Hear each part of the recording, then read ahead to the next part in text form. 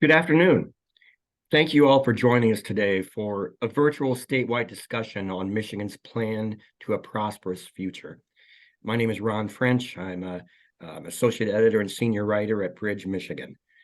Today's event is an opportunity to talk about the types of actions that our state can take to improve our quality of life, become more competitive in comparison to surrounding states, and to combat lagging population growth.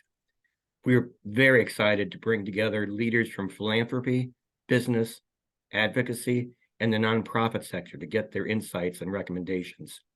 To set the stage for this discussion, you'll hear a summary of data and key research findings that illustrate key trends about our population, infrastructure, education, and health systems, and other timely issues. We will then transition to our panel discussion of experts. Should you have any questions along the way, please feel free to utilize the chat function, and we'll get to those at the end of our discussion today. Now, I'm pleased to turn it over to Dave Egner, President and CEO of the Ralph C. Wilson Jr. Foundation and member of the Advisory Committee for the Governor's Office of the Foundation Liaison. Welcome, Dave. Thank you, Ron. And thanks, everybody, for joining us today. This is a timely and important discussion about what we've learned in recent months about the future of our state and where Michigan goes next. A number of foundations commissioned a comprehensive data analysis of Michigan's population, its economic and environmental conditions, all in an effort to answer a fundamental question: what direction is Michigan headed in? The research finding compiled by Altarum and Citizens Research Council of Michigan were presented in phases over the last several months. They focused on Michigan's stagnant population and why that poses a threat to our future vitality. The study examined the conditions in our state that impact people's willingness to stay or to move to Michigan. It looked at our education system, our health status, our income levels, our roads and infrastructure, and our governance. All indicators are that other states, like Wisconsin and Ohio, are surpassing Michigan on a number of measures. Our ability to stay competitive in comparison to other states is in serious jeopardy. Unfortunately, it's becoming more attractive to live in other places than it is our beloved Michigan. As you'll hear shortly, Michigan ranks in the bottom third in the country in education. Our residents are more unhealthy than the national average, and our infrastructure is dangerously decaying. The question for us now is, what can we do to reverse these trends that will allow us to thrive? And yet, Michigan has tremendous assets. These assets can be leveraged to build on a more prosperous future for our state. The assets give us a differential advantage that can and should be leveraged to reverse the population trends that we're witnessing. These challenges are not insurmountable. If we take bold and tangible action now, we can turn the tide. We have an opportunity to turn Michigan around by coming together across government, philanthropy, nonprofits, and business sector, but it's going to require all of us to work together. Our public leaders have begun to recognize the importance of acting on these findings in growing Michigan. They formed the Growing Michigan Together Council, and soon those recommendations will be released, and we can see what the public sector proposes as its first actions. I want to thank the Governor's Office of Foundation Liaison for commissioning this work, and the funders that made the report possible: the Charles Stewart Mott Foundation, the Hudson Weber Foundation, the Grand Rapids Community Foundation, the W.K. Kellogg Foundation, Max M. and Marjorie S. Fisher Foundation, the Michigan Health Endowment Fund, the Joyce Foundation, the Skillman Foundation, the Balmer Group, and my own foundation, the Ralph C. Wilson Jr. Foundation. And tremendous kudos to Altarum and Citizens Research Council for developing this comprehensive five-part study, which has been a monumental undertaking.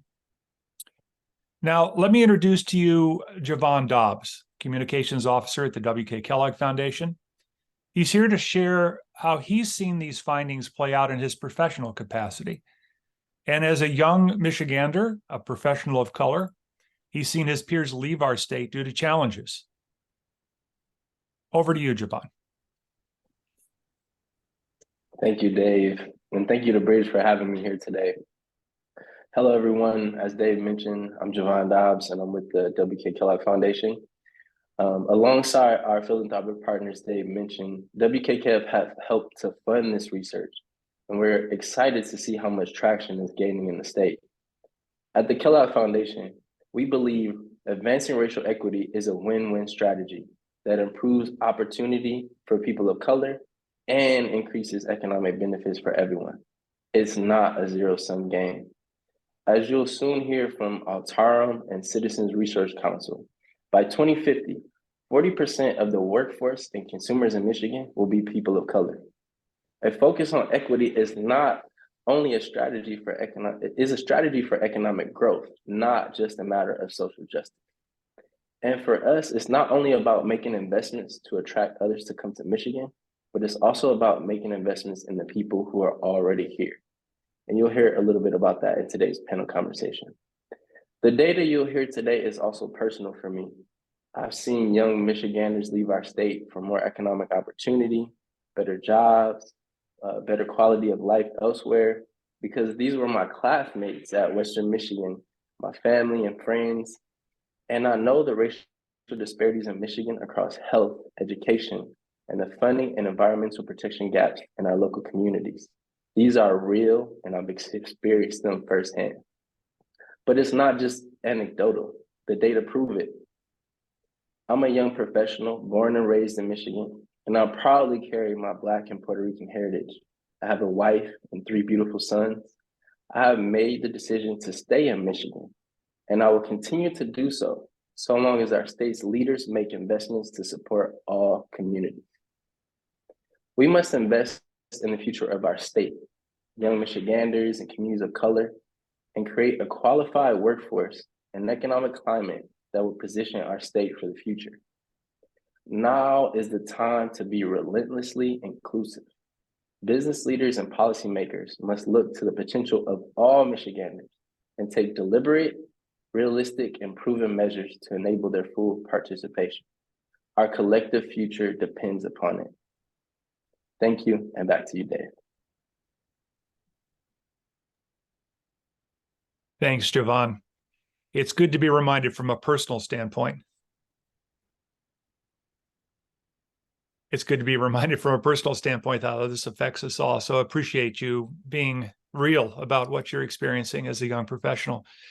I now want to hand the microphone over to Ani Turner at Altarum, who's co-author of the study alongside of Corey Ryan from Altarum and Eric Looper from Citizens Research Council.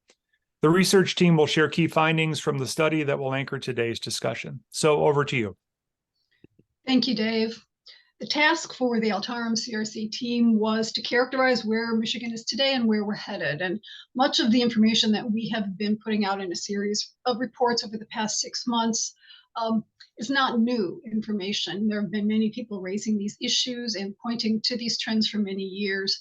What we did was get our arms around and pull together the data and the research to create a comprehensive, realistic, and data-driven picture of the path that we're on. So the main takeaway is that Michigan is losing ground, where once we were one of the most prosperous places in the country, attracting people from other states and from around the world. Today, we're in the bottom third of states on many measures, and the trends are pointing to a continued slow decline unless we can shift that path. Go ahead, thank you. Next slide. So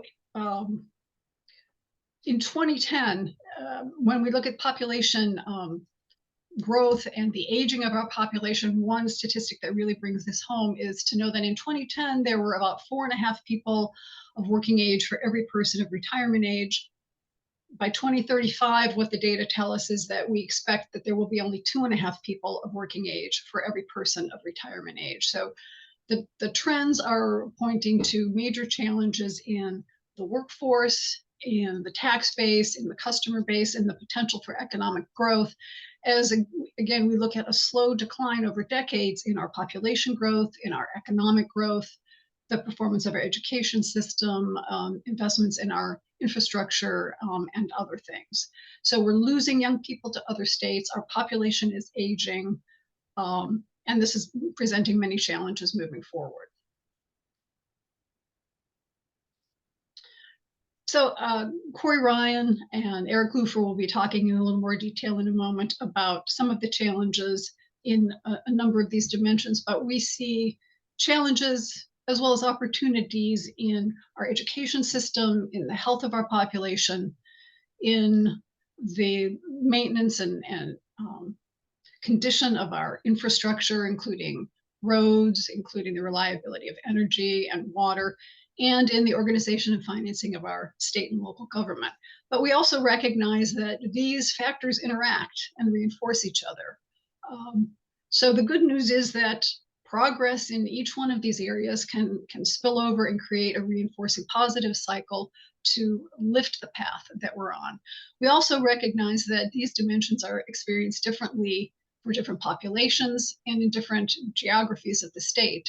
Even in terms of population, we know some parts of the state are growing and are expected to continue to grow, and that growth in and of itself can even be a challenge, whereas other parts of the state are experiencing population decline already. So solutions in each one of these dimensions will need to be tailored to populations and to geographic areas of the state.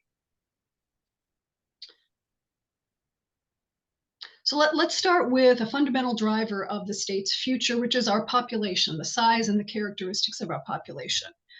Population trends are not only a driver of growth, but they're also a reflection of conditions in the state, things like economic opportunity and the perceived quality of life here. We are on track, the data show, to begin to lose population in Michigan in a generation and to become older and more racially and ethnically diverse. The chart on this slide really shows us visually the path that we have been on in terms of our population growth compared to the rest of the country and where we're projected to be up to 2050. So this is showing from 1950 on cumulative growth in the population, and the line on top is the United States and below it is Michigan. What we can see is that Michigan grew as fast or faster than the rest of the country in terms of the population up until the 1970s, when our growth really started to slow. In the first decade of this century, we actually lost population. And moving forward, we can see that trend is continuing. We're projected to grow at about a third the rate of the rest of the country up to 2050. These population projections come from the University of Michigan Research Seminar in Quantitative Economics, and they take into account the results of the 2020 census as well as COVID. Another aspect of the population is that we're aging. So it's not just the top line number. It's the fact that over the next 30 years, we're projected to lose children and young adults, but grow in the older ages. So again, 30% projected growth in the 65 and older population. So these trends clearly have an impact on the workforce of the future, who is going to be available to take on the jobs of those retiring, who will be available for caregiving of a rapidly aging population, and the consumer base and the tax base, and again, potential for economic growth are also greatly affected. We're also losing political influence as a result of this divergence between growth in the country and growth in Michigan. We've lost a seat in the House of Representatives every decade for the past 50 years, including in 2020. We had 19 seats in 1970, and today we have 13 seats. Another important dimension of the population story is the increasing diversity, the racial and ethnic diversity of our population. So this is a trend that's occurring throughout the country and also here in Michigan. We're becoming more diverse. As recently as 2010, nearly 80% of Michigan's population was non-Hispanic white. Moving forward, the white population is declining and the growth is occurring among populations of color: Hispanic, Black, Asian, American Indian, people of more than one race. As Javon said, by the time we get to 2050, we're projecting that 40% of the population, of the working age population, will be populations of color. And we see significant and persistent disparities in many major life outcomes by race and ethnicity. So these trends really point to the urgency and the importance of focused and targeted attention in closing these gaps for those individuals and families and for the future of our state. So these trends that I've presented represent a kind of a baseline, reasonable set of projections. Does that mean that this scenario is set in stone? No. When we look at the data, we see that, for example, more than 7 million people every year move from one state to another in the US. On average, about 1 million people immigrate to the United States each year. So there's a lot of movement and things can change rapidly. If you look at Austin or Nashville today compared to 20 years ago, you can see how rapidly things can change. We're still one of the 10 most populous states in the country. We're surrounded by the Great Lakes.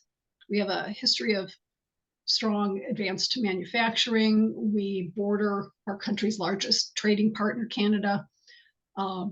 So again, as Dave said, we have many advantages. And as we look to strategies to keep people here and attract people from around the country, this path can be shifted. So with that, I'll turn things over to Corey Ryan. Wonderful. Thank you very much, Ani. We can go to the next slide and I'll talk about some of the findings from our health chapter. So this was one of the chapters that we included in our initial report and was really important to consider because not only did we want to understand the population trends that are occurring within the state, who is going to be living in the state and what we see going forward, but also understanding the overall health of our state, because health is a major contributor to individuals being able to contribute to the workforce, to children to be able to succeed to their best potential in their education system, and is a major driver of quality life for individuals living within the state. And unfortunately, what we found in many ways in that Michigan is performing poorly relative to our peers and relative to national averages on many health outcomes. And we do find some opportunities to try and improve that those outcomes today. And when we report on that in the chapter. If you go to the next slide, we'll take a look at how Michigan is performing in overall health relative to the United States and relative to our Midwest neighbors. And you can see in the chart on the right there in the dark blue, Michigan's rate of chronic disease prevalence is much higher across a wide variety of categories of chronic conditions, including things like cancer prevalence, cardiovascular disease, diabetes, and even obesity. And with these much higher rates of overall chronic disease, this also contributes to Michiganders reporting that they are often less likely to be in good or excellent health relative to the national average. And this has not been improving over a recent period of time. And when only about 50% of Michigan's population reports being in good and excellent health, and the gap between the United States average and Michigan's average has widened since 2008. This contributes negatively to Michiganders' ability to participate in the workforce and in education. And Michiganders report more days in poor mental health and poor days of physical health relative to national averages. And again, this gap is increasing over time. This unfortunately demonstrates that there are very significant negative health outcomes that are occurring within the state and a need to invest in the health of our population. If you go to the next slide, we show also, unfortunately, not only are there significant health detriments on average across the state, but there are very significant health disparities as well. So there are very specific populations, both geographically and across race and ethnicity lines, that are performing much worse than the average within the state of Michigan. And these disparities are very significant and negatively contributing to the overall health of particular populations. We show, for example, on the right here, years of life lost per 1,000 residents across Black, Hispanic, Asian Pacific Islander, and American Indian and Alaskan Native populations relative to the white population. And then you can see the gap in the disparity is almost 3 times as large across these different race and ethnicity groups, indicating that there are very significant health disparities across these populations and a need to invest in these populations in order to improve the state's health across these different lines. And you can see, unfortunately, that these disparities have not only been very large, but have been consistent and even slightly increasing over recent years across these groups. The contributing factors to some of these years of life lost, for example, include rates of premature death among Black Michiganders that are nearly twice as high as white and Hispanic population, and infant mortality rates that are 3 times as high. And further, this is not only disparities across race and ethnicity lines, but also across different geographic areas of the state. What we found when we looked at life expectancy across different counties within the state when you compare the best performing county in Michigan compared to the worst performing county, there's over an 8-year difference in life expectancy between these two groups. And when you narrow down and even look at the more local neighborhood level, you can see a variation of life expectancy by almost 29 years, indicating that somebody that's living in the best performing neighborhood in Michigan is expected to live 29 years longer than in the worst performing neighborhood in Michigan. These disparities are extreme, significant, and really, again, identify the need to invest and find ways to invest in these communities to improve overall health. So when we look at what is actually causing these different disparities that are occurring, we looked at many factors of the health system and social determinants of health that were going on in the state. And if you go to the next slide, we show what some of the major factors are that are driving these adverse outcomes and these poor health outcomes for Michigan. And it really, what we found is that where Michigan is performing worse is in a lot of the social and economic factors. And these factors are significant drivers of health, and they're leading to Michigan's poor health outcomes. Michigan actually performs quite well along many lines of a traditional health system performance. We have more doctors per population in our state relative to some of our neighbors, and we have very high quality health systems that exist within many parts of the state. Where Michigan is falling down is in underinvestment in these social and economic needs, and in making sure that those health resources are distributed to those across all populations within the state that need that care. We show here Michigan in these three charts compared to, again, the United States average and the Midwest average of rates of children in poverty being higher in Michigan, the overall food insecurity rate being higher in Michigan, and residential segregation being higher in Michigan as well. This leads to Michigan ranking 37th out of 50 states in social and economic factors of health, and very negatively contributes to our overall health outcomes, and represents a space where we think the state should be investing more in order to improve overall health, and represents an opportunity where we can make changes to improve the health of our population. If you go to the last slide, we highlight one additional factor that's leading to our poor health outcomes is that Michigan underinvests in public health. This limits our opportunities to prevent disease and to make changes at a population health level prior to individuals being sick. As I said before, Michigan's health infrastructure in its hospital systems and its doctors and its healthcare providers is actually much stronger relative to a national average. But where Michigan falls down is underinvesting in prevention and underinvesting in public health. And public health is very critical in being able to make sure that we prevent disease, that we target chronic conditions before they occur, and making sure that individuals have safe communities to live in, and safe food and air and water and healthy environments in which they can grow and prosper. So you can see in the chart on the right the relative per capita health funding for public health within Michigan relative to the national average. And Michigan has consistently over the past couple decades been below the national average, and is not closing the gap significantly with the United States. And so again, this represents an opportunity for Michigan to invest and hopefully improve the health of the population over time. So thank you very much, and I will turn it over to Eric from Citizens Research Council. Thank you, Corey. Before I dig in, I want to take a second to thank the Office of Foundation Liaison and the funders that all contributed to the project, as well as our partners at Altarum, Ani and Corey. It was great working with you on this project. So we've heard about the population. We've heard about the health of the population. Now let's dig into the economy and the talent that drives that economy. So if we can go to the next slide. Michigan is relatively poor when compared to the average state.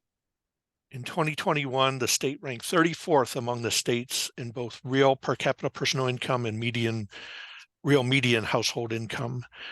You see here in this chart, Michigan relative to our competitor states, and only Kentucky had a lower household income. Our prosperity has been trending down for many decades. In 1950, we were 11th among the states in per capita personal income. So to go from 11th to 34th, and this was 34th at the time of our report, latest numbers are 39th. So to drop that far over 70 years, it really speaks volume to a steady decline. A lot of the decline, because we're looking at a statewide level, can be attributed to the high wage manufacturing jobs that have been lost, a sluggish wage growth in the sector, contributing to the decline in real per capita personal income. and that you don't see here, but consistent with what we've been talking about so far, the incomes are especially low for Black households and those that reside in the principal cities around the state.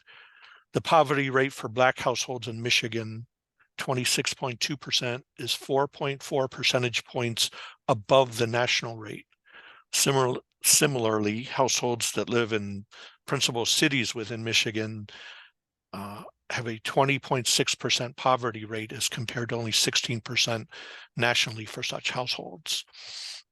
So our economy, as reflected by the wealth of its citizens, the income generated in the state, is struggling. And we can go on to the next slide. Our school-aged youth are not fully prepared for college and high-paying careers. Michigan's 4th grade and 8th grade students score well below the national average on standard proficiency tests for reading and math. Further, Michigan's high school graduates are not meeting college readiness proficiency standards, and those results again vary dramatically by race and geography. Michigan lags behind the nation in college degree attainment. We rank 34th nationally in the percentage of the 25-year-old population that held at least an associate's degree and that it held at least or a bachelor's degree. It also ranks behind most of the our neighboring states, the comparison states that we identified. So what you see here is proficiency on the national standardized test, and you can see all of our competitor states are doing, their students in those states are doing better than Michigan. Why is it significant that we're not educating our students well, we're not getting the college degree attainment? Because there is a very high correlation between the education of the population and the income of the population. If we want to succeed economically, we have to do better at educating students, and students of all color. I should emphasize when saying that. If we go on to the next slide. We also looked at infrastructure across the many spectrums, and we can look at the next slide. We were able to identify that many of Michigan's funding problems relate to the state's embrace of suburban sprawl-style development in an era of marginal population growth. So we have basically the same number of people, but we are spreading them out further and further. As our cities have depopulated and suburbs have expanded, Michigan's residents are now responsible for more infrastructure per person than in previous years. So we obviously have a funding problem for our infrastructure. We haven't done a very good job of maintaining it. And because of the way we've developed it, there is a greater cost on each of us to maintain it. In the context of a very low population growth, it is very much a zero-sum game. The growth of the exurbs, the outer ring suburbs, have come at the cost of our cities. But by the way, those cities still have the infrastructure that needs to be maintained. And in many of our cities, that infrastructure feeds the suburbs that surround them. So as goes that core city, so goes the infrastructure condition of the suburbs and exurbs. We have an estimated infrastructure bill exceeding $5 billion per year to try to get our infrastructure back to a condition that we would all say is standard and acceptable. If we go on to the next slide. Roads are the most obvious one, and the one we interact with on a regular basis. And when I show this graphic, and you can see that Michigan ranks 47th among the states, it surprises no one. We have a sincere problem both in how we're coming up with the money, and as we evolve from gas-driven cars, fuel-driven cars, to electric vehicles and greater efficiency in the use of the combustible fuels, We have to come up with new funding structures to fund our roads, but we also need to do better at how we're using the money. So the allowable truck weights, putting pressure on the roads, helping them to deteriorate faster than we see in many other states. There's the ability to adapt to new technologies and the methods to improve asset management for investing and decision making. We're not doing a very good job of prioritizing the use of the money that we do have available and making sure that the greatest needs are being met. And how we distribute the funding is something that's been a constant struggle for Michigan. Let's go on to the next slide.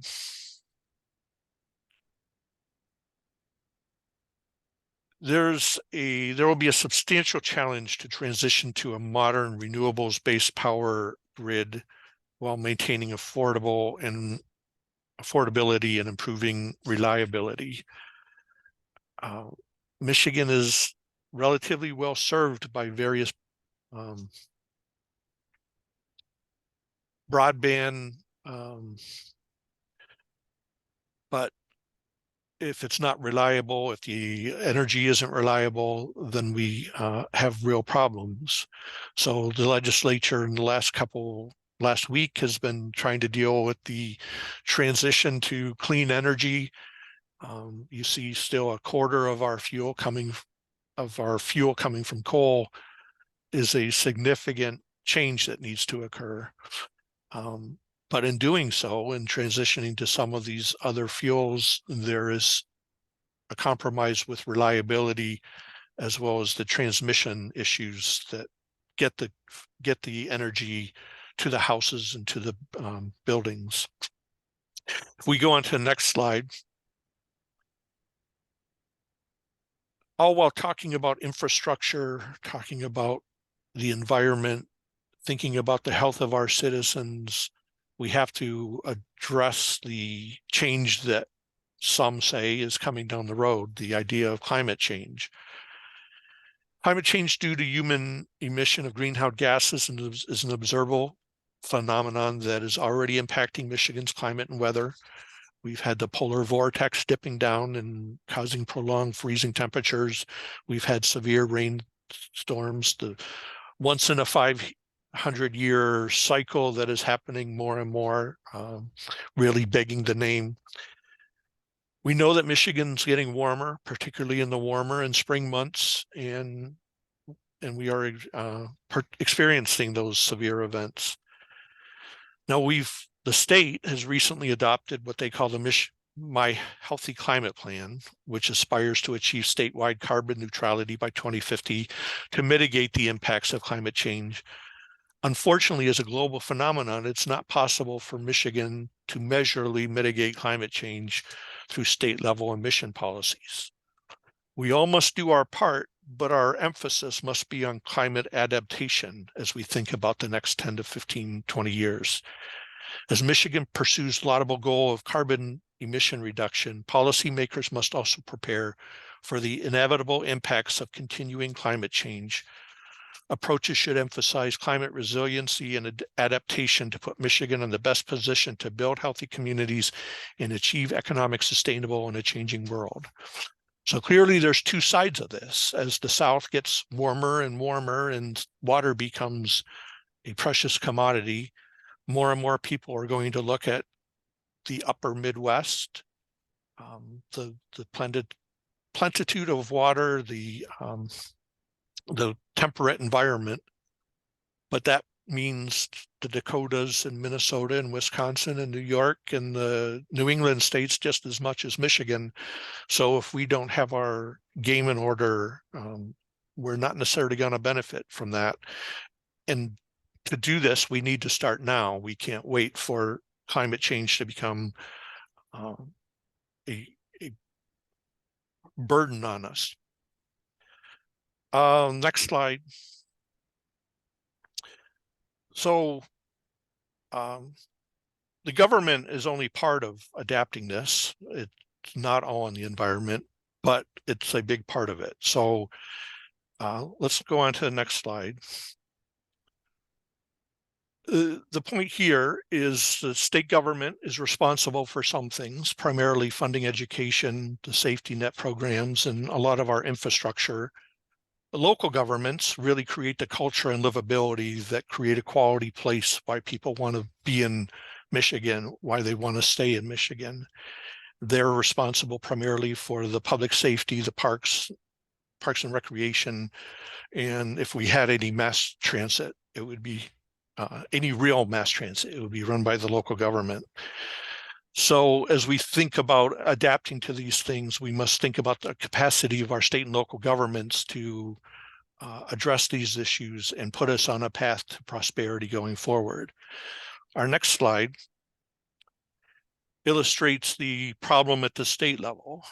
While our term limited legislators would say they've been funding the state government at higher and higher levels, over their terms in office, we can look at the tan line at the bottom that shows on an inflation adjusted basis, we're not keeping pace.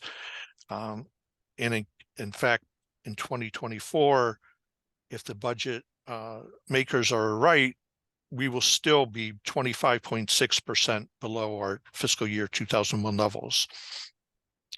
So our universities have paid the price with reduced funding.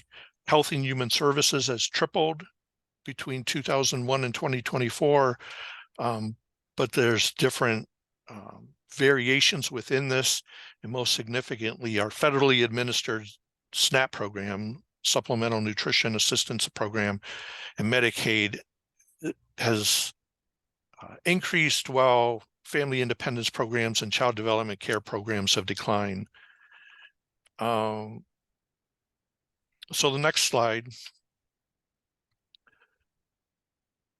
The point here, many have thought that the key to attracting population, retaining population, is by controlling our tax burden.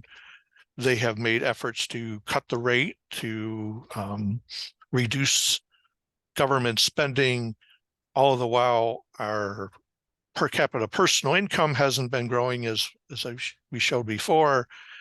And that all sums up to what the Tax Foundation says. Michigan now has the 46th highest tax burden among the 50 states. So not growing the economy, not growing the population while controlling tax burden has not been a winning proposition. And if we look at the next slide, we can point out some of the issues. We're struggling to fund a lot of the core things that government does, and that's trickled down to the state level or the local government level. Local government is funded primarily from property taxes. We have limitations in place that really have caused rates to go up because the base isn't growing, contributed to urban sprawl, so contributed to the infrastructure problems that we identified before. Our local governments don't have a lot of tax options, but they are supposed to be receiving state revenue sharing. We haven't been funding that, and that remains 35% below its peak. How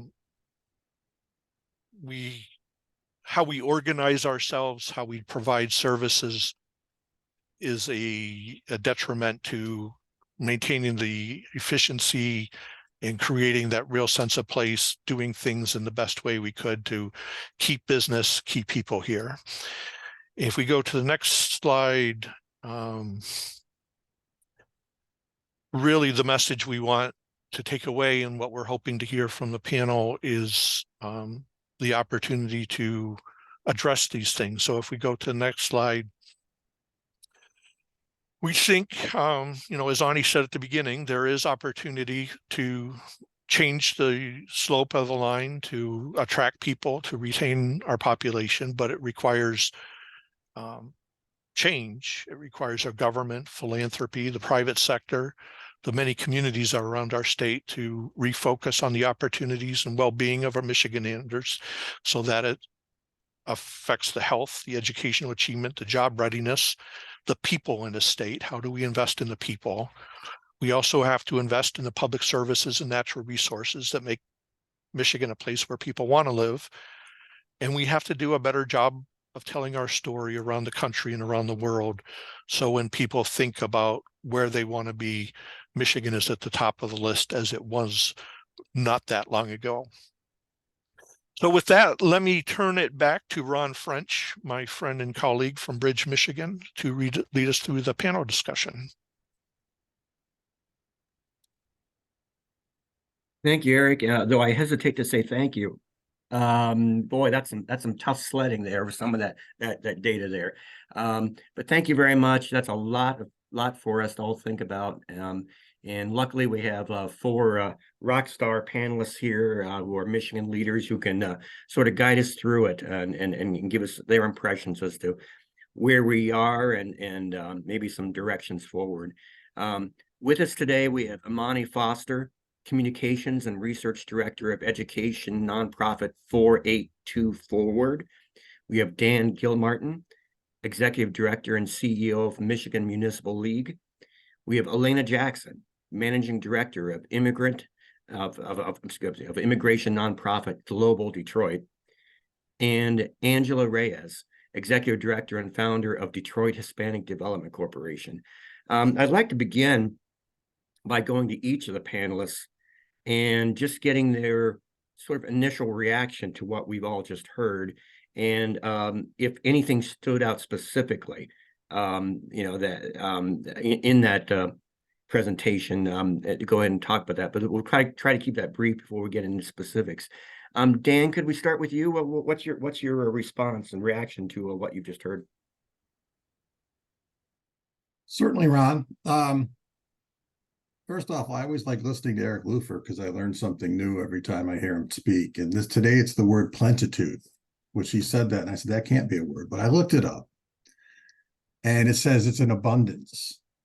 So I've learned something new, and I think it's important to this conversation because for years, for decades in Michigan, we have been coming at everything from a vision of scarcity.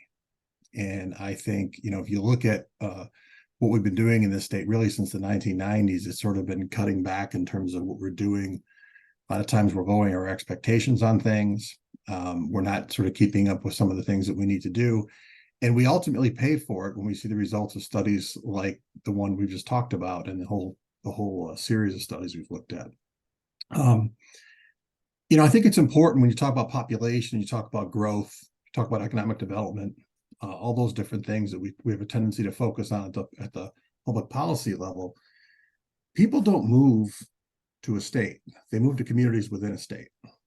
That's what they do. No one says, hey, I'm going to move to Michigan, a rural town in the UP, downtown Detroit, doesn't matter, I'm just going somewhere. No, they have an idea of what they want to do. And that might be a small town, that might be to enjoy the open spaces here in Michigan, it might be to live in a bustling downtown core, whatever it might be. But we've been disinvesting in those places markedly since the 1990s. And I think we're doing it at our own peril. I like to think, again, when we talk about economics, if it's 1950 and you're on a city council somewhere, you're asked to choose between whether or not you're going to be a business-friendly community or somewhere that's great for people to live. Maybe somebody wants to come in and build a huge plant. And so, okay, it's going to be dirty. This is all pre-EPA rules and everything else. So it might smell. We're going to need more cops. We're going to need to expend sewer lines. They're going to beat up our roads. But the other side is they're going to pay a lot in taxes. They're going to employ everybody in the community. We can build some new schools. And you're kind of sitting there going, okay, what do I want to do with this? Today, it's one and the same. You're either a great place to live, and you have a chance of being a great place to attract jobs and attract industries, because industries and people are mobile. Businesses certainly are mobile. Or if you're not doing those things, you're just not going to have an opportunity. And so that's sort of a one-to-one comparison of where we find ourselves to now. I think sometimes we outsmart ourselves by looking at all kinds of different things, trying to find, the silver bullet as to what works. But we've got to invest in ourselves. We've got to expect more out of the state that was the innovation hub of the world 100 years ago and put the entire world on wheels. And we've sort of spent the last 30 years trying to recline from a lot of that and trying to sort of win this austerity game, which is not an economic development tool. It's not a tool for building great places. It's a race to the bottom, and the race to the bottom has consequences. So I think when I hear Ani and Eric and look at the studies and things, it's the one thing I think of more than anything is that we've got to realize that we are going to have sticky places that people want to be in. And if we do, we're going to have a puncher's chance. And oh, by the way, we have great assets in the state if we just paid attention to them. Or we're going to continue to look at in other directions and I think struggle. And you're going to see some of the numbers that you see today extending for the next 10, 20 years and beyond. Thank you. I like your phrase there, just gives us a puncher's chance, in a few communities. I was just in Indiana last week doing a follow-up story on this same issue with Indiana growing in population and what they're doing. And they've turned a lot of attention to trying to build places that people want to live as opposed to building plants. And they figure the plants will come, if the people are there. But anyway, thank you so much. Alaina, what are your thoughts? Well, first of all, thank you for having me. It's a pleasure to be here and kind of surreal as much as I have attended as a participant. I'm still like, they invited me? What's going on?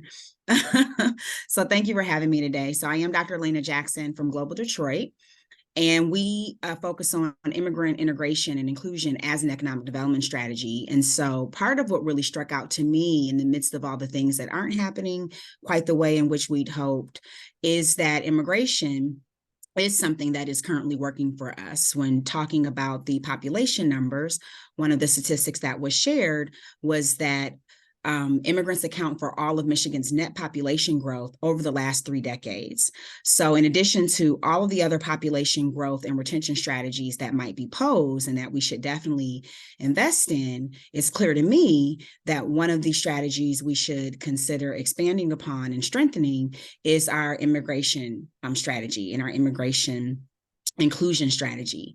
We know, for example, that in the last 20 years, our immigrant population has increased from about 500,000 to 700,000 immigrants. That's a difference from about 5% of the population to 7% of the population in the state of Michigan. And new research shows that 15% of all kids in Michigan high schools are from immigrant families. And in our most 6 populous counties in the state, the number is actually over 20%. Therefore, half of all Michiganders live in a county where over 20% of the students in high school are from immigrant families.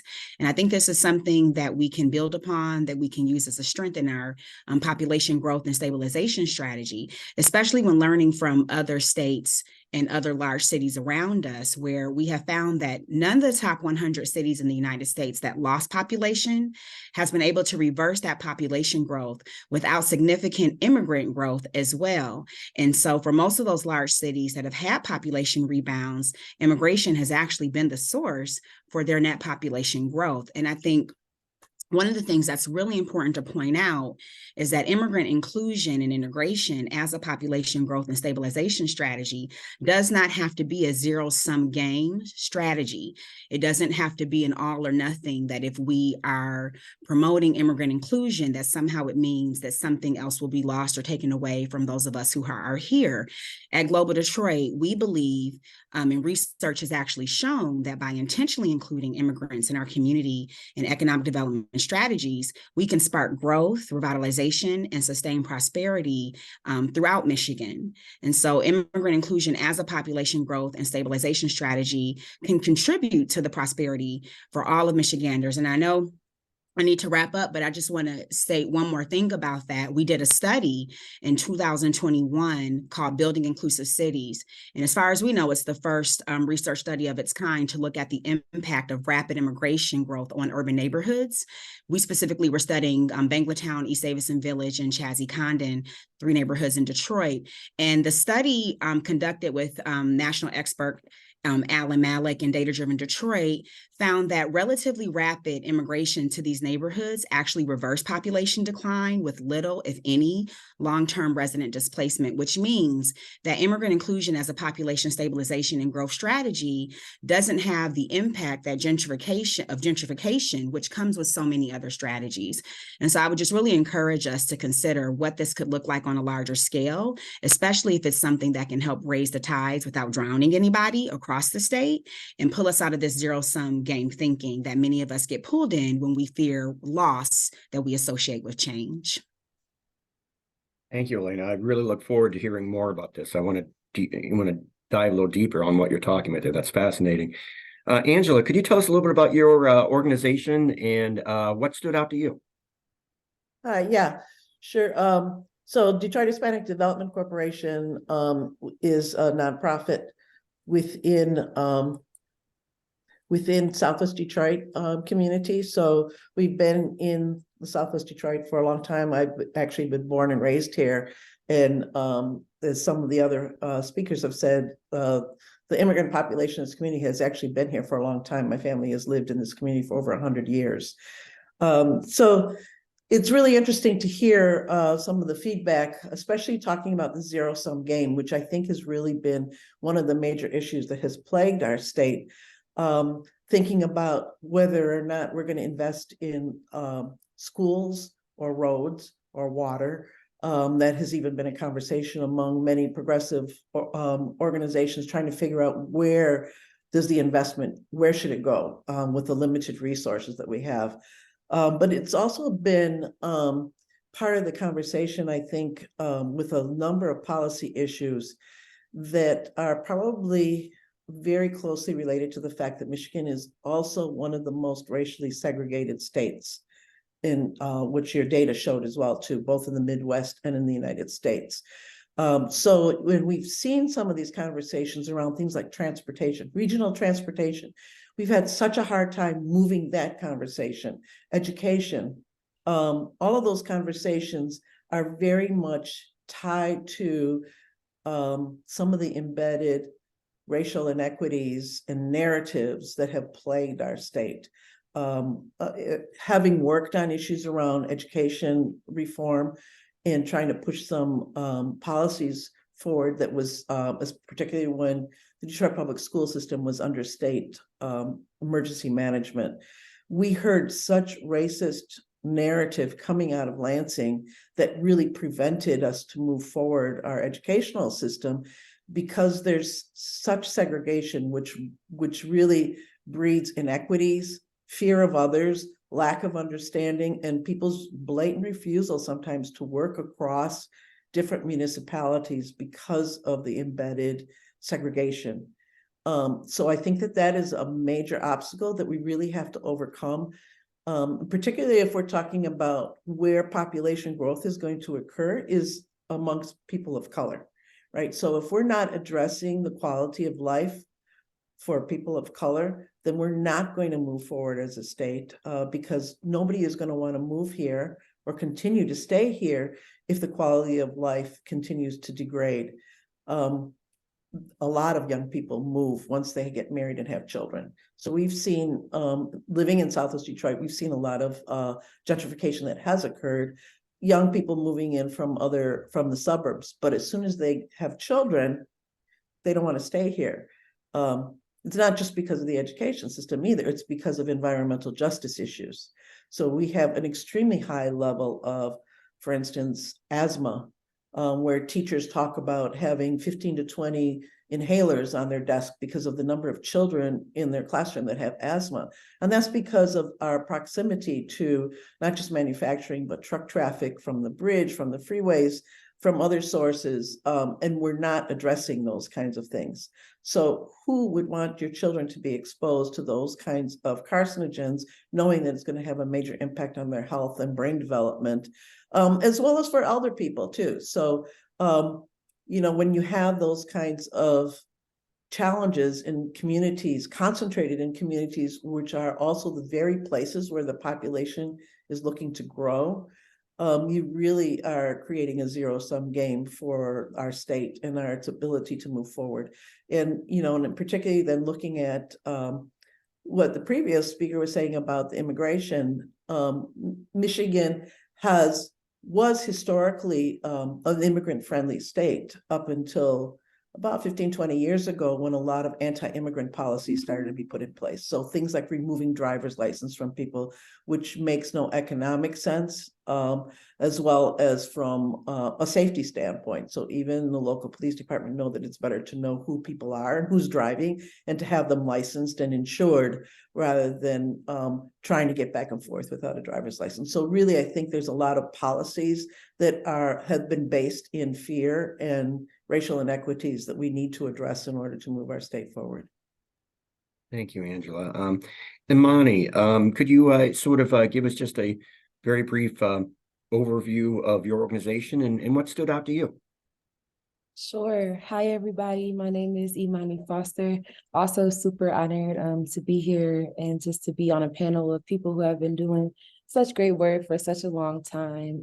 As someone who is younger and stepping into this kind of work, I've been a community organizer since I was 16 with my organization, which is called 482 Forward. We're located in the heart of Detroit, and we organize Detroit parents, Detroit students, Detroit educators. We partner with the teachers union, with paraprofessionals union, and we also just work with any community member that might be interested and invested in education justice. And so we teach them first what's going on with the education system, give them a bit of background and history. And then on that second level, we empower them to organize, to use their voice, to come together with people power and fight for being at the forefront of solution finding, because we believe at 482 Forward, nothing about us without us, which means those most impacted by the problem should be at the forefront of being heard and being a part of that solution building. So that's a little bit about us. And I really appreciate this report. I think Angie was right on the nose, and I think we'll probably have pretty similar commentary as we go on, because we are actually a partner of Angie's organization as well. So we fight for education justice together. But I just think that it did such a good job of kind of highlighting, without making too obvious, the disparities within education that are linked to economic disparities. And so when we think about a cycle of a city, Ron, I remember you asking me when we talked last, what is the sentiment around your friends? Did they stay? Did they leave?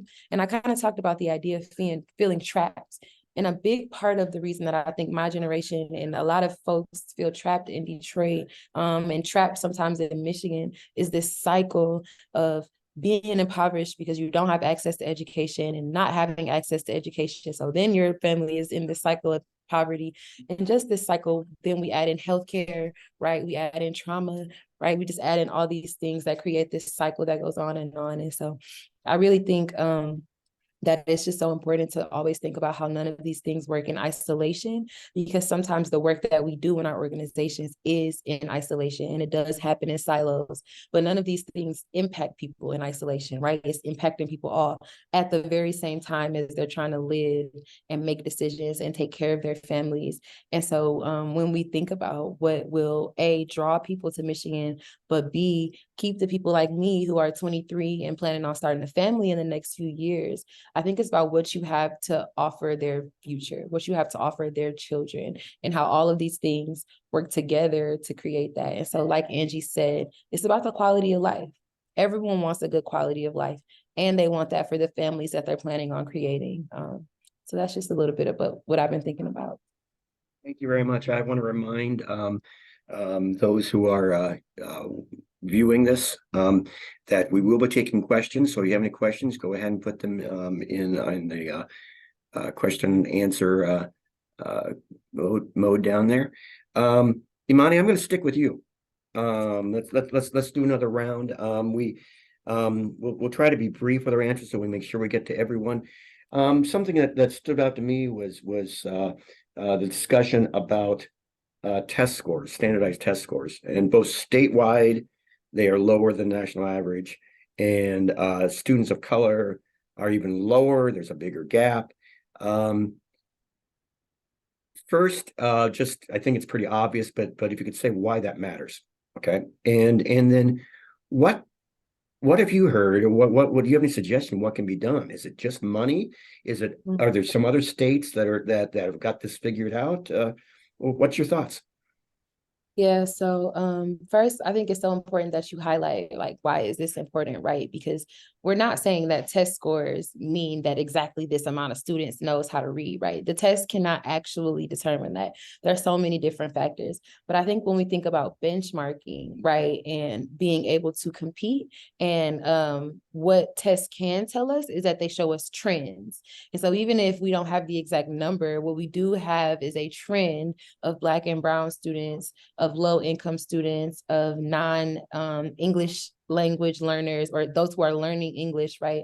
Those are the students that by trend are struggling. And so I think it matters not so that we can point at the students and say, what's wrong with these students? But it points to a larger system that is the problem. And it shows that if this is happening in Detroit, and it's also happening in Benton Harbor, and it's also happening in Flint, right? And it's also happening in all these other Black cities, then what we know is that we need to do more there. And so I think that the test scores matter because they show trends. They can help us benchmark, and they also show just how unjust things really are. And so how is it that, I live on the east side of Detroit. And so when you're on the east side, you can drive down Jefferson, you can be coming from the city of Detroit, and you can tell when it turns into Grosse Pointe, right? How is it that these students that are 10 minutes away from my house are reading at 30% of a different rate, 40% of a different rate? That's why I think the test scores matter, because they make us ask questions. They make us see these trends that make me wonder why and what's happening and what are the factors outside of what's happening in each child's brain that is impacting how they're performing on this test. And then to the second half of your, I had the honor of sitting on Governor Whitmer's Pre-K through 12 Growing Michigan Together Council's work group. And so I was with, a lot of really passionate people who have been passionate about education since before I was born or even thought of, right? There's people who were on, the Michigan School Board when I was not even in school yet. And so I was in I was in the room with a lot of people who had a lot of solutions. And I think the heart of them are really what kind of came out of our recommendations, which is I'm putting it first, although we kind of put it last in our recommendations. Nothing can happen without more money, and more money being invested in those people who need it the most. And that's also a reason why the test scores are important, right? Because it highlights who needs it the most. It makes it really clear to see.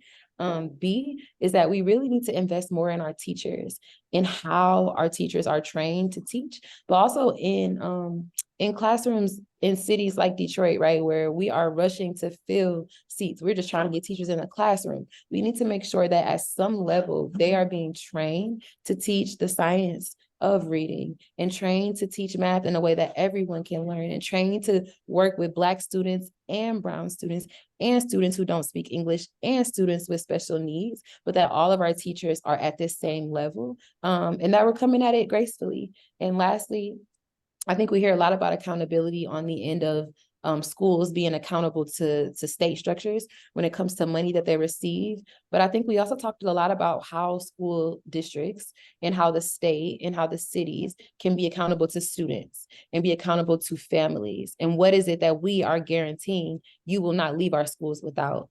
And so those are just a few solutions that I've been thinking about. And although I didn't get into them too much, I don't want to take up too much time. So that's kind of what came up in the council. We could be here all day talking about this issue. There's a lot to talk about, isn't there? Angeles, I want to go to you.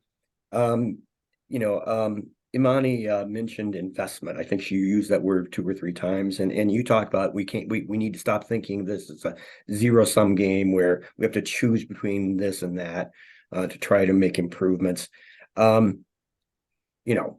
It's no shock to anyone on this call that everyone's always in favor of paying less taxes. Paying more taxes, sometimes people get their back up about that.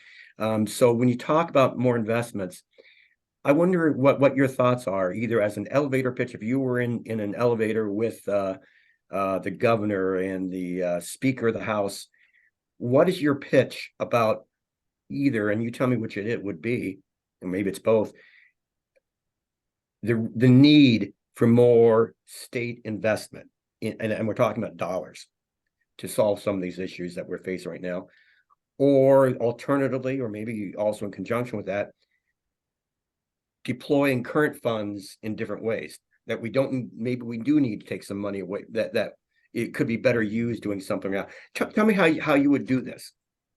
Yeah, Ron, I think it's both.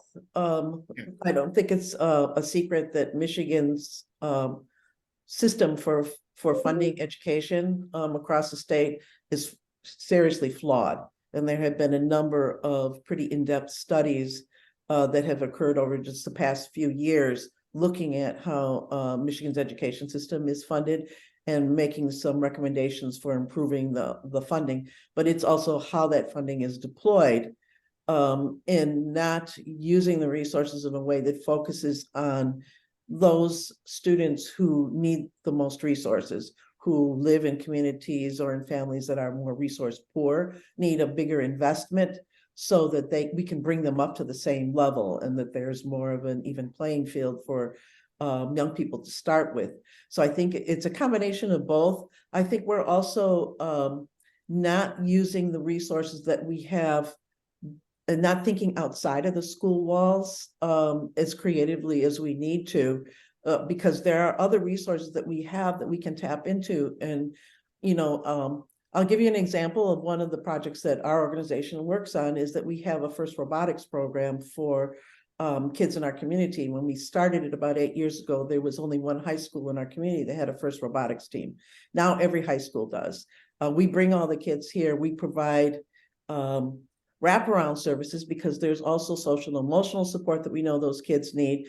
We collaborate with the schools. We have about 70 engineers that come from GM, Ford, FANUC, DTE, from different companies that work with these kids and mentor them. And we've had several kids who have not just graduated from high school, graduated from college, and are now being hired by Tesla and GM and Ford as engineers who never thought about being an engineer before. When you talked about working in the automotive industry, it was always working on the line.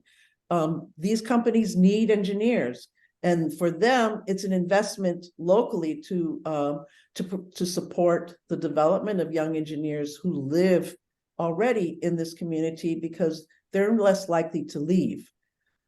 So it's a win-win-win for everybody when we start thinking about outside of the box ways that we need to be investing in our young people, in our communities, in their education.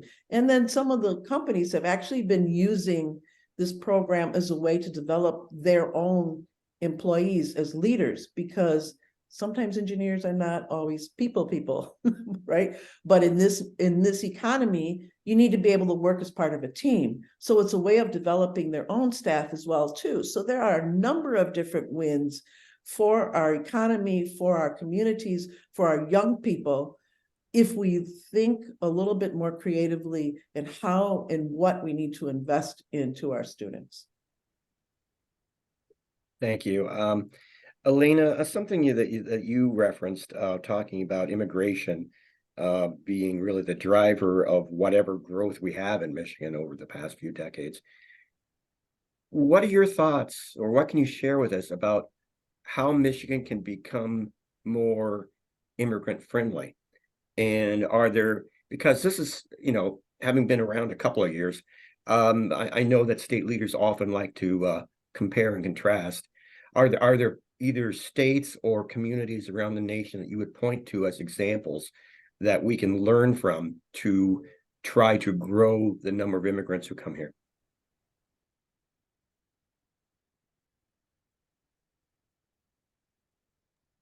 You're on mute. Of course I'm on mute because 3 years of Zoom hasn't been enough training for this moment, apparently. Sorry about that. You know, I don't know, and I have no problem saying I don't know, but I don't know anybody that's doing it all right. I don't want that doesn't mean that somebody hasn't figured it out. If they have, I just haven't heard about it. And, you know, I'm but one person, but there definitely are best practices we can pull from other states. I think, you know, Angie talking about like the driver's license issue, you know, something that we used to make available and then we retracted. And without a driver's license, you cut off access to so many other resources. And so you go from saying, we welcome you, we appreciate your contribution, we want you here, to we want you here, but we want to make it more difficult for you to navigate everyday basic needs, such as opening a bank account. Think of all the times you have to pull out your license to validate and verify who you are and to gain access even to your own information. And so I think there are definitely some things we could be doing as a state. For example, we have so many international students who are studying here. They're attending our public and private universities, but then we don't do enough to welcome them into the talent pipeline, despite the fact that they're studying quite a few topics for which we have talent needs and gaps. And I think we have to work with our employers to help them understand the benefit that hiring some of these students could provide, not just to our economy, but to also help fill some of the gaps we heard about earlier as it relates to healthcare and as it relates to education and things of that nature. So I think we could be doing more working with our employers to help them understand that there are programs like a program called OPT that allows students to stay in the country for 2 to 3 years to work after graduation, while still under their student visa. And in doing so, we can help fill pipeline gaps within some of our STEM fields, within some of our doctors and physical therapists and petroleum engineers and things of that nature. I think it's about improving the educational systems for students that are already here, but also looking at what we can do to reinforce and strengthen the talent pipeline in the meantime. And there are many other things, how can we better support entrepreneurs and small business owners? So many of our small business owners and entrepreneurs are immigrants. And we don't have, Michigan has a very strong entrepreneurship ecosystem. But what we don't have that some places do, and when I say places, I mean other countries, we don't have like a startup visa for small business owners to come to the United States, to come to Michigan and start their businesses here. Other countries have something similar, but we don't. And so we're working with universities through a program called Global Entrepreneur in Residence to bring founders here who want to start businesses in Michigan, who want to hire Michiganders for their companies, and they're going all around the state. And we pair them with universities. It would be great if we could get more universities involved. We want to support people who want to start businesses. We want to support people who want to create jobs here. How can we get more universities and once again, employers involved to support efforts like that? So I think there are a lot of best practices out there, some that are policy related, some that are a bit more economic development strategy related, but there are definitely things that we can be doing. Being an urban planner, I think there's also things we can do each local level, each local municipality, that could also make living life easier and make being an economic actor easier. Do you have urban planning ordinances that keep the height of your fences so low so that a person who's from a faith or a culture where they shouldn't be seen by people they aren't related to means that the fence is so low that they can't go outside and enjoy their backyard? Could we do something to help day laborers look for work in certain parts of the city without being hassled by, police or others because they're there trying to work and they fill a role within our economy? Is there something we can do to make vendors life easier so that they can sell their goods and services in certain parts of the city and do so more freely without, once again, worry of hassle? So I think there's things we can do at every level, state, local, level. And I think that there's things that almost every institution can contribute to, from employers to universities. There's so many best practices out there. We just have to take that first step and say yes. Perfect. Thank you. Dan, you talked a little bit. Well, first I should say we have about 15 minutes left, and I want to leave time for a few questions that I believe you were hitting on. Excuse me. And I think that this is in your wheelhouse here, but isn't just fake it. But like to hear you talk a little bit more about what appears to me to be a bit of a change of thought on economic development that emphasizes placemaking more, and looking at that as an investment. So I wonder if you could expound on that a bit, and what you think that importance might be for that, and where you think Michigan is in that process. Are we paying enough attention to it, or do we need to do more with it? Okay, so 6 questions, 15 minutes. Got it. All right. Absolutely, place is important, and there is a huge change. I can be described as the theory of economic hunting versus economic gardening. And hunting is sort of old school economics, where some dignitaries jump on a plane and go to a faraway land armed with a tax abatement and a job training grant, and a community college official wants to train everybody and maybe a vacant piece of property, and they sort of come back with something and throw it down in the middle of a cornfield and declare victory. No one's winning that way that we want to emulate. When you look around and you find metropolitan regions, cities, whole states that we would like to emulate from an economic perspective, from a growth perspective, however we want to measure that, that's not how they're building their communities. They're doing it more from an economic gardening perspective. They're betting on the people who are already there, and they're welcoming more people into their garden, so to speak, that want to bring their own abilities and entrepreneurial spirit and everything else that happens. So we've got to do a better job in Michigan of gardening, if you will. We've got to bet on who's already here. A lot of times we talk about Michigan, we talk about population, for example, which some of this is premised on. Making sure you're holding on to who's already here is maybe where you start before you start looking outside. And I think both things go together. So those types of things are important. And I really do believe that that's where you can start talking about great places and education and everything that goes along with that. We have pillars that we work on in communities all the time around arts and culture and financial stability and lifelong learning, and a lot of the same types of things that I think people understand. But at the heart of that is trust and belonging.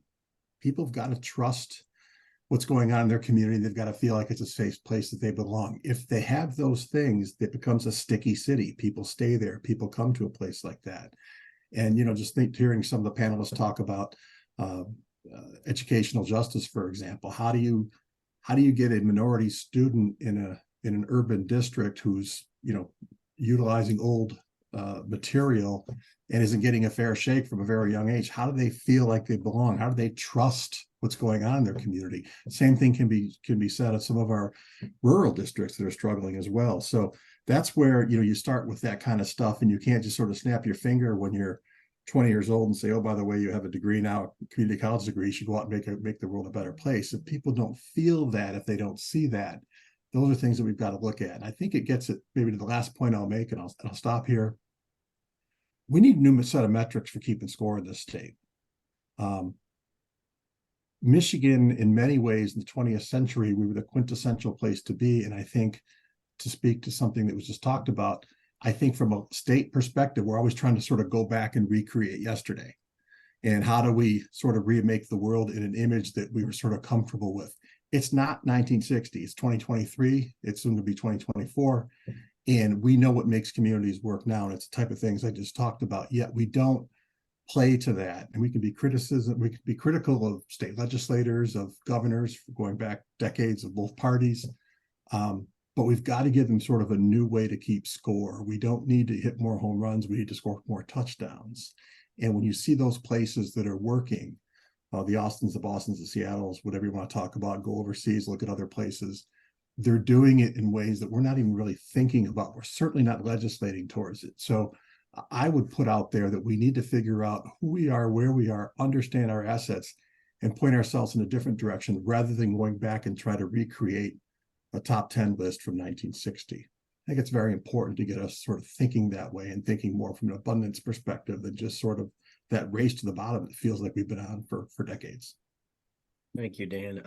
We're not going to be able to get to all the great questions we have, but let me just try to hit a few. I'm going to throw it out there, these questions out there. Whoever wants to speak, just shout it out. And we'll try to keep it brief so that we can get to a few more questions. One question has to do with schools, has to do with rural schools, though. Has to do, are we looking at the same sort of solutions for some of the challenges that some of the rural schools, particularly up north, that we find are facing? Some of those counties are really facing a lot of population decline. There's some in where the population is the median age is well over 50. But when you look at the education, the kids who are there, how do we give them the same opportunities? Do we need to find are there different solutions for different areas of the state? Do we have to keep that in mind, or is it just more investment and that will solve some of the problems? Anyone have any thoughts on that? So my organization, we partner with, or we're a part of a coalition called the Michigan Education Justice Coalition. And so we are, I think there are about 20 different organizations, and we have many connections up north. And what we hear a lot is that there are some issues that are very similar. So like transportation is an issue that is like across Michigan. There are some districts in northern Michigan that have to travel for 90 minutes just to get to school and 90 minutes from school. One bus driver, kids that wake up at 4:30 in the morning to go to school. And that's something that's so similar to what we see in Detroit, right? For different reasons, but there's similar issues. And so there are also, though, on the flip side, issues that are completely different. And there are like cultural resets, I think, that also need to happen that are different in each community in order to move forward. And so I would go back to kind of where I started talking about nothing about us without us, where I think when it comes to solution building, I think we need a bit of everyone at the table. I really applaud the governor for the Growing Michigan Together Council and the work groups, because I do think that there was a good spread of people from across Michigan, because I don't think that every solution is going to be solved with just money, right? It's money, and how are we going to use it? How is it going to impact everyone? Because what our students in Detroit need that are struggling is different than what students in the North need that are struggling, but we know that they both need more. So that's what I would say. Thank you. Next question, and again, for anyone on the panel here, what would the impact of regional tax-based sharing and or regional governments be on the challenges presented today? Any thoughts? Take a shot at that. There are certainly examples from around the country, most notably in Minnesota, around the Minneapolis area, where regional tax-based sharing and better coordination has led to some real progress. And I think that's something we should all be looking at. We're always looking at that. I know Eric Lufer's done a ton of work on that kind of stuff, so you might want to talk with him about it. But it gets, again, we're trying to sort of level the playing field and work as a region, because people don't see themselves as necessarily living within a geographical boundary. They see themselves as sort of living their lives that maybe in 2 or 3 different communities. They may work in one place, live in somewhere else. And I think those are the types of things when you look at, you've got urban and suburban working together, there's some real opportunities there. It hasn't been something politically that's been anywhere near doable in the last 20 or 30 years. So it hasn't gotten to a lot of serious looks, but it's certainly something on the table we should be talking about. Okay. I'm going to wrap this up with sort of a lightning round here. I want to go to each of the panelists. And after hearing the discussion today, and with all the work that you do in this area, and for some of you knowing some insights into what the leaders in Michigan are working on right now as far as their population commission, how optimistic or pessimistic are you about this topic right now? With 10 being, I'm going to have to rent out my couch next year because there's going to be so many people moving in, to 1 being, I'm calling U-Haul tomorrow to get out of here myself. So let's just go around the room. Imani, what's the number you'd give, and no more than 30 seconds on why? I'm sorry, can we start with someone else, please? Absolutely. Dan, I bet you have a number in mind. I'll go 8 or 9. I'm bullish. I think, despite our problems, we have amazing assets. It's in our DNA. We had a 100-year run with the auto industry, which is a lot longer than the run in Silicon Valley is going to be. We know how to figure it out. I think we're going to figure out. We're going to be a tough way, some hits along the road, but we'll get there.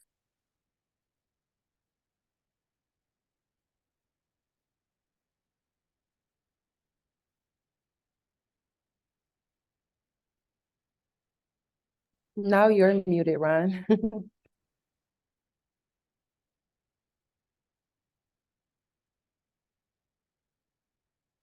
There we go. I'm sorry, Alaina. And this is a scale of 1 to 10? 1 to 10, 10 being good, 1 being I'm calling you home. I think I'm at a 7. I'm a boomerang myself. I left Detroit for 20 years, not because I was trying to leave Detroit, but that was just where opportunity took me. Returned, I left in 97, returned in 2017. I'm very thankful that I did.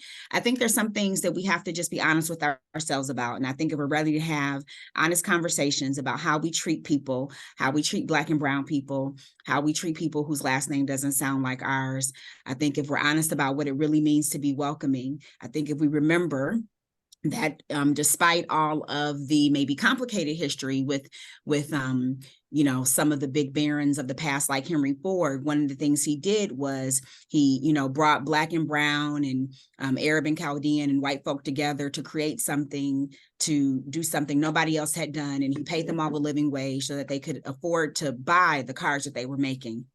I think the 1950s wasn't nostalgic moment for all of my ancestors. And so like Dan, I don't want to live in the past, but I think there's some lessons we can bring forward and think, how does that apply now? How does that apply to the needs and to the people that are here now and to people that are interested in being here? And with that, I do have a sense of hope and promise. Well, we have 2 bullish people here already. Angela, what's your number?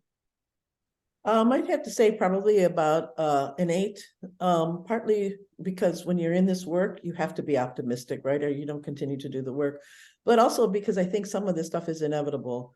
The population is shifting, it's changing, climate is changing, that we're having discussions like this, which is a first. This is kind of the historic conversation too. So I think having these open conversations, trying to figure it out together, on top of the fact that there's more and more people of color that are coming into the state that are going to push for the kinds of racial equity and changes that we need.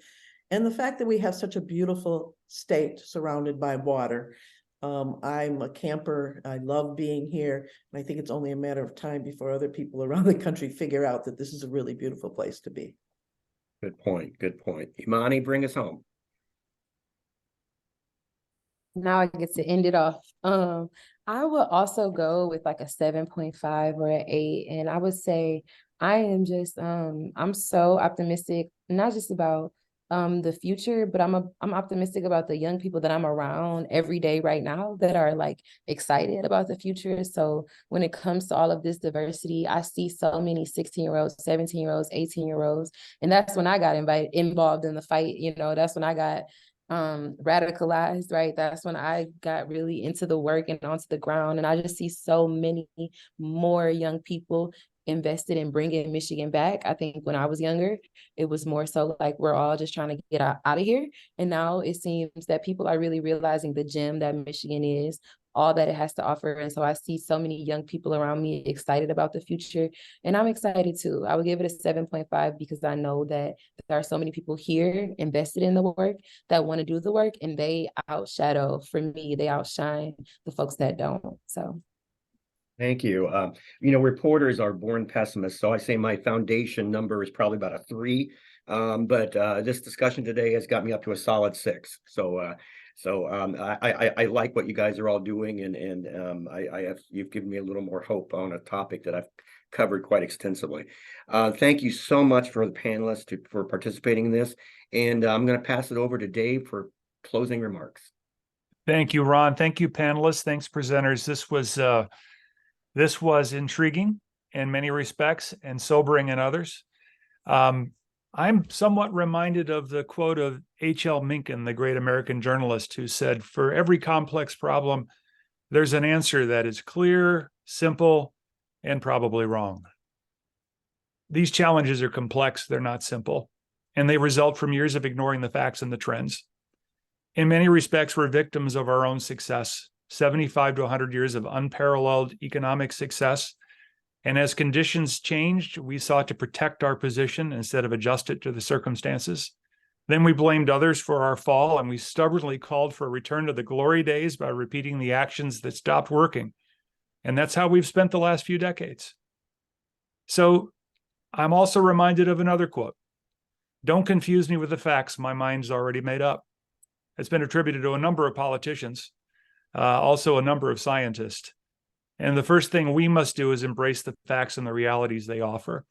I encourage each of you to share this data in the forums in which you speak, in the circles in which you walk, until we can build a coalition that actually believes and accepts the facts and realities of where Michigan is, we won't be able to build solutions that work.